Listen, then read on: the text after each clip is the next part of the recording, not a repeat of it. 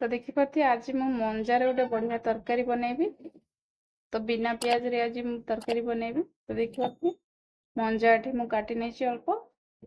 तो ताकू अधा चामच हल्दी पकईकि हल्दी पान धोईदेवी भलसे। तो जो कि कला पड़बनी आम मंजा आउ तार कषा अंश टिके बाहर जीव।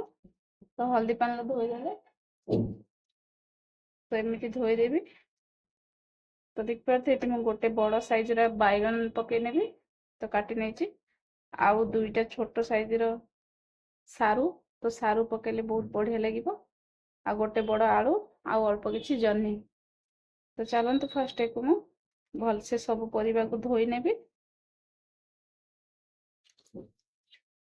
तो देखिपे सब धोई नहीं और मंजाटा भी भलसे हल्दी पान चकटिकी धोई नेबी। तो आपण मैंने मंजार रेसिपी जदि न बनी मो वीडियो को फास्ट टू लास्ट पर्यंत देखो। तो बहुत बढ़िया तरकारी बनवर आपण मैंने निश्चित ये रेसिपी ट्राए करेंगे। तो बन खाइबे बहुत बढ़िया लगे।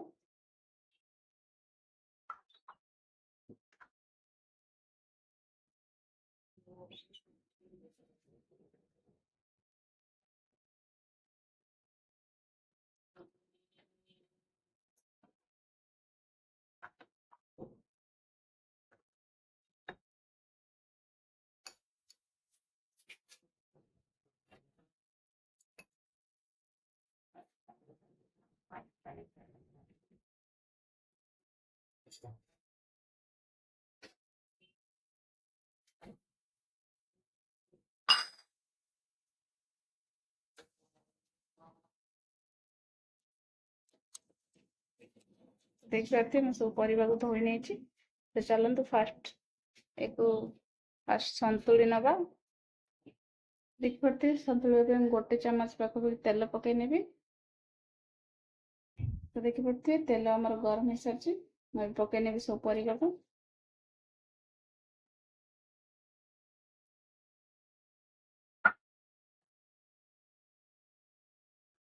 तो याद गोटे बड़ चामच हल्दी पकई नेबी। फर्स्ट गोटे चामच लुण स्वाद अनुसार।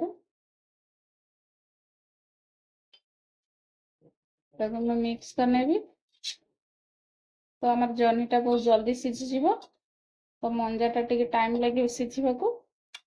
तो आप 10 ରୁ 15 मिनट पर्यंत कभर दे सीझे ने सब परिया जाक।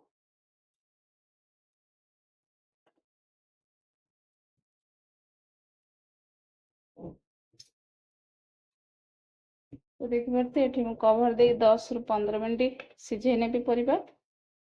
तो देखिए आम परिवा मैंने सीझीगला अधा। तो आउे मुझे गोल नेबी भलसे गोल आउे भलसे सीझी नेबी।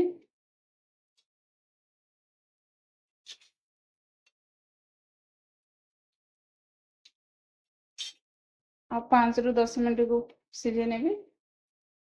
तो अधा आमर सीझीगला परिवा पूरा। तो देखिए तो परिवा ऊपर मैं गोटे छोट टमाटो काटी पकई नहीं। तो कभर बंद कर सीझे नेबी। तो देखिए तरकारी आम पूरा सीझीगला। एबे आमे बघारी नवा तरकारी। तो देखिए बढ़िया से सीझी जाइए मेल्ट भी हो जाए। देखते सब परिवा। तो चलते एक बघार नवा। तो सीझी जाइए आम तरकारी। तो देखिए तरकारी बघार कड़ा आम गरम हो जाए। तो अल्प तेल पकई नेबी।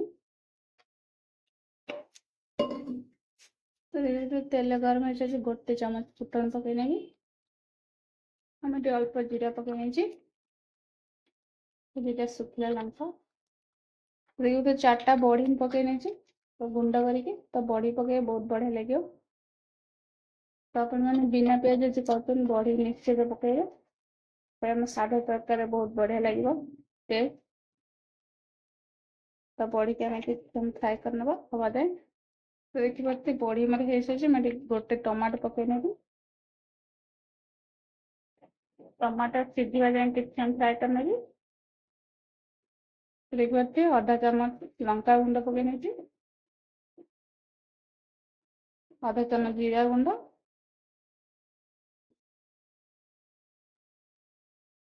ସବୁ ମସଲା ମିକ୍ସ କରିନେବି। ଅଳ୍ପ ଧନିଆ ପତ୍ର ପକେଇ ନେବି ତ ବହୁତ ବଢ଼ିଆ ଟେଷ୍ଟ ଲାଗିବ।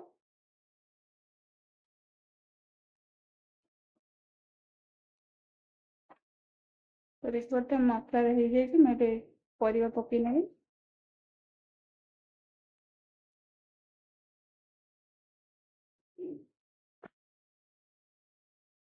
ତ ଦେଖିପାରୁଥିବେ ରେଡି ହେଇସାରିଛି ଆମର ତରକାରୀ। ତ ମୋର ଏଇ ରେସିପି କେମିତି ଲାଗିଲା ନିହାତି କମେଣ୍ଟରେ ଜଣାଇବେ। ଆଉ ଏମିତି ନିଶ୍ଚୟ ବନେଇ ଖାଇବେ ସାଧା ତରକାରୀ। ତ ଭିଡ଼ିଓ ଭଲ ଲାଗିଲେ ଲାଇକ୍ କରିବେ, ସବସ୍କ୍ରାଇବ୍ କରିବେ।